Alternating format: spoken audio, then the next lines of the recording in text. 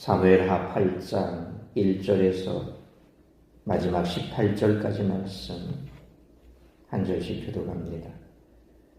그 후에 다윗이 블레셋 사람들을 쳐서 항복을 받고 블레셋 사람들의 손에서 메대감마를 빼앗으니라.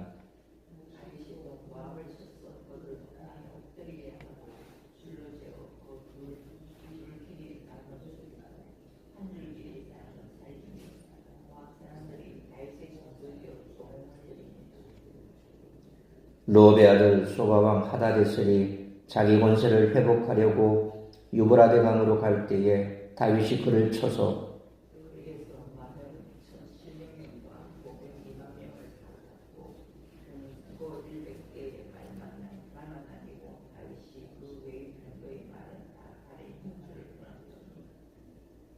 다메섹의 아람 사람들이 소바왕 하다데셀을 도우러 온지라 다윗이 아람 사람 22,000명을 죽이고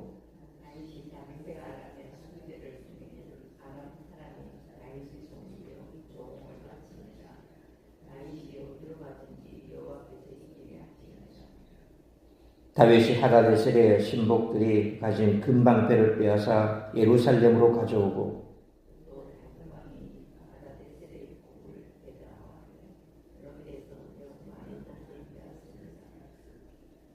하맛 왕 도이가 다윗이 하다데셀의 온 군대를 쳐서 무찔렀다 함을 듣고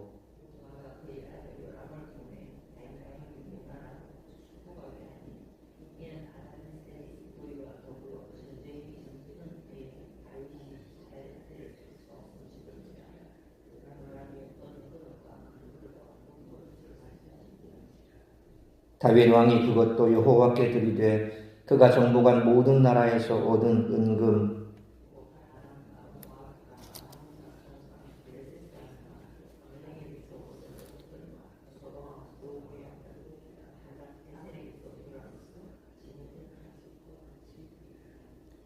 다윗이 썩은 골짜기에서 에돔 사람 18,000명을 쳐 죽이고 돌아와서 명성을 떨치니라.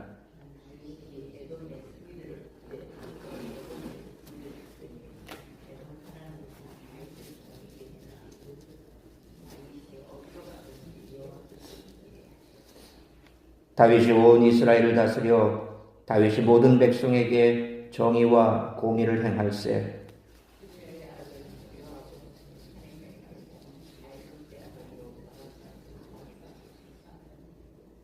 아이루비의 아들 사독과 아비아달의 아들 아히멜렉은 제사장이 되고 스라야는 서기관이 되고 여호야다의 아들 브나야는 그렛 사람과 블렛 사람을 관할하고 다윗의 아들들은 대신들이 되니라. 아멘. 오늘 본문은 온 이스라엘의 왕으로 등극한 다윗이 군사 지도자로서 이룬 전공과 그와 함께 이 일을 이룬 관리들을 소개합니다. 다윗이 제압한 주변 나라들은 1절의 서부에서 3절의 동부, 또 3절로 11절의 북부에서 13절로 14절의 남부를 다 아우릅니다.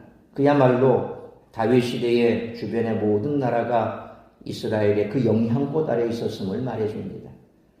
오늘 본문에서는 다윗의 승전이 여호와께서 이기게 하신 결과라고 거듭 말합니다.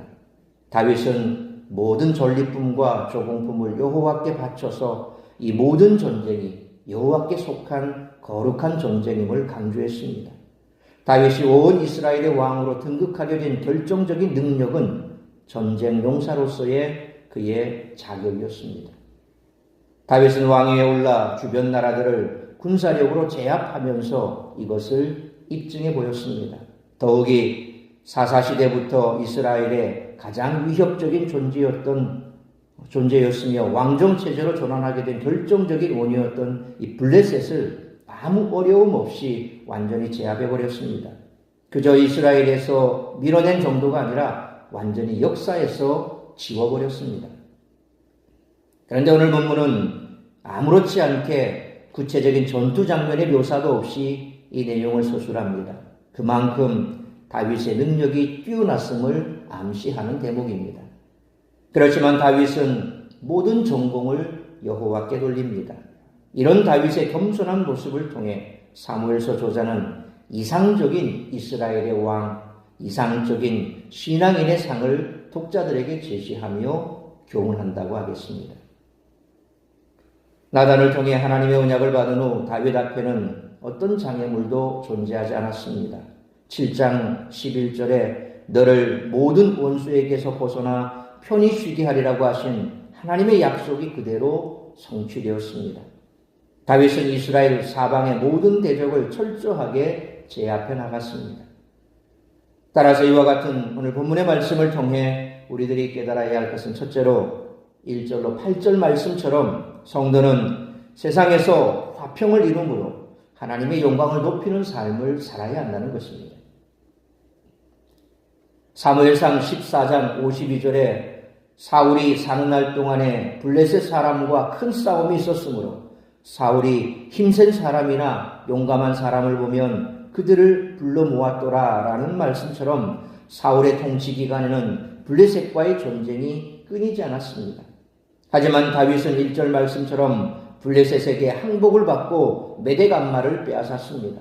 남서쪽에 블레셋을 제압한 다윗은 이어서 2절 말씀처럼 동쪽에 모압을 쳤는데 모압이 사사시대부터 이스라엘을 괴롭혀서인지 다윗은 모압 남자 중 3분의 1을 남기고 모두 죽이고 이스라엘에 조공을 바치게 합니다. 다윗은 또한 3절로 6절 상반절 말씀처럼 북동쪽에 소바와 다메섹의 아람을 제압하는데 소바왕 하다데셀과 다메섹의 아람이 연합해 대항했지만 오히려 다윗이 그들을 완전히 무찔렀고 7절로 8절 말씀처럼 하다데셀의 신복들에게서 금방패를 빼앗았고 베다와 베로데에서 많은 놋을 탈취했습니다. 이스라엘은 전쟁에서 승리했을 뿐 아니라 주변 나라들을 다스리는 나라가 되었습니다. 그러므로 하나님을 의지하는 성도로서 모든 갈등을 그치고 화평을 이루므로 많은 사람 앞에서 하나님의 영광을 높이는 삶을 살아가는 우리 모두가 되시기를 축원합니다. 두 번째로 9절로 12절 말씀처럼 교회를 위해 헌신하며 하나님께 영광 올려드리는 삶을 살아야 한다는 것입니다. 하마당 도인은 9절로 10절 말씀처럼 소바왕 하다데셀과 갈등 관계에 있었는데 다윗이 하다데셀을 무찌르자 아들 요람을 보내 다윗을 축복하며 은, 금, 놋그릇을 바칩니다. 이는 대적을 물리쳐준 것에 대한 감사를 표하는 동시에 이스라엘과 우호 관계를 유지하려는 조공이라고 할 수 있습니다. 다윗은 11절로 12절 말씀처럼 아람 곧 소바와 다메섹의 군대와 모압과 암몬 그리고 블레셋과 아말렉을 정복하고 얻은 은금과 하마당 도위에게서 조공으로 받은 것까지 모두 여호와께 드려 성소의 재산이 되게 합니다. 역대기에는 다윗 성전을 건축하기 위해 많은 재물을 성소에 바쳤다라고 기록되었는데 본문에서 언급된 재물 역시 성전 건축을 위해 바친 예물이었을 것입니다. 이처럼 하나님의 언약 안에 머물러 있던 다윗은 세상에서 칭송을 받고 하나님께 영광을 돌릴 수 있었습니다.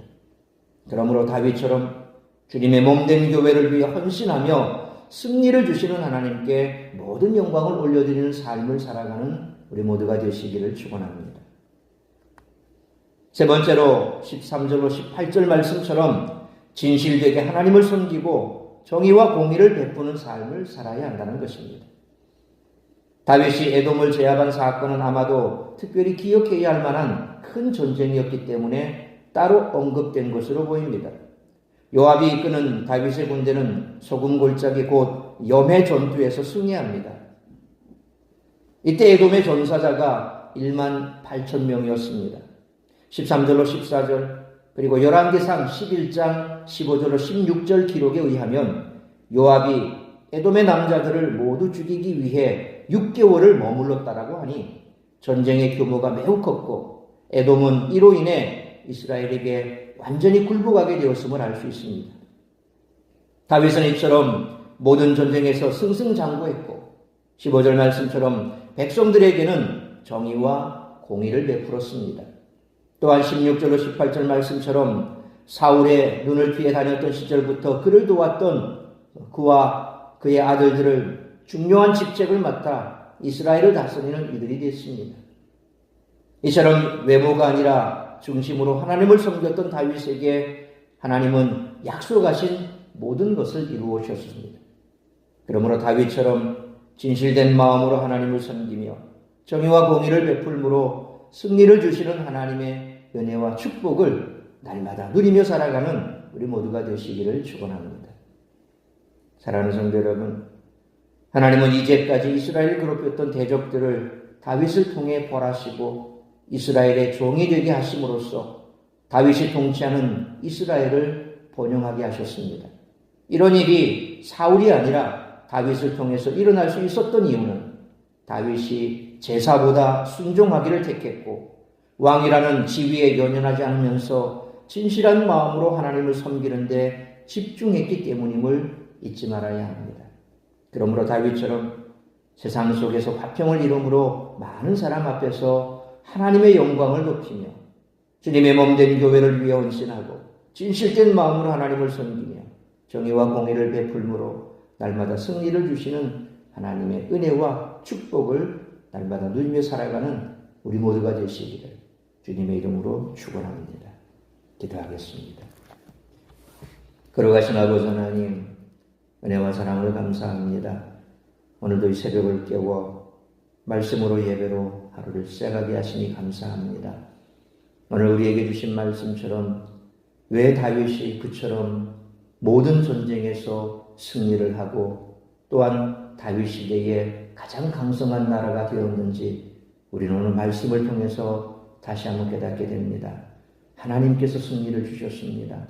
하나님께서 다윗이 진실된 그 순종의 모습을 통해서 사울이 아니라 다윗을 통해서 모든 이웃 나라들을 정벌하고 그동안 이스라엘을 괴롭혀왔던 그 모든 나라들을 다윗의 무릎 앞에 꿇게 하시므로 그가 가는 곳마다 승리케 하신 줄 믿습니다.